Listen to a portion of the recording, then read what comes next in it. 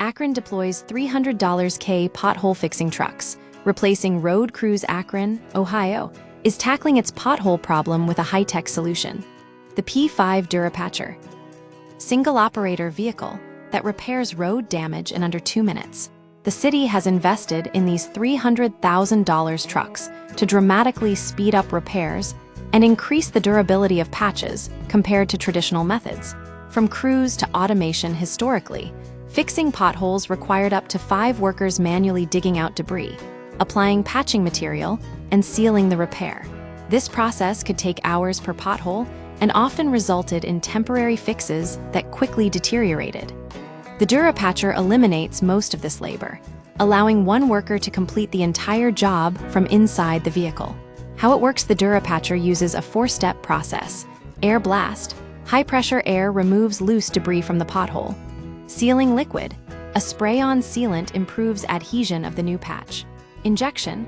A mixture of asphalt, aggregate, and binding materials is injected into the hole. Dry stone layer. A final layer of dry stone creates a non-sticky surface for immediate traffic. All steps are controlled via joystick within the vehicle's cabin. Improved durability and efficiency. Akron officials claim the Durapatcher creates permanent repairs, unlike the temporary, throw-and-go patches that often last only a season. The spray injection method bonds the new material tightly to the existing pavement, reducing deterioration. The truck can also operate in temperatures as low as 5 degrees F, minus 15 degrees C, due to its heated 300-gallon material tank, allowing year-round repairs.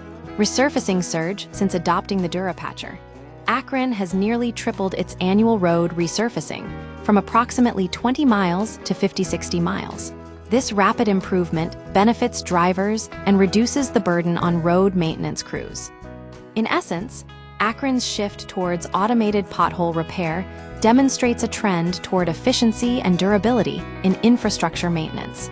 The city's investment signals a broader potential shift in how municipalities address road damage, prioritizing long-term solutions over temporary fixes.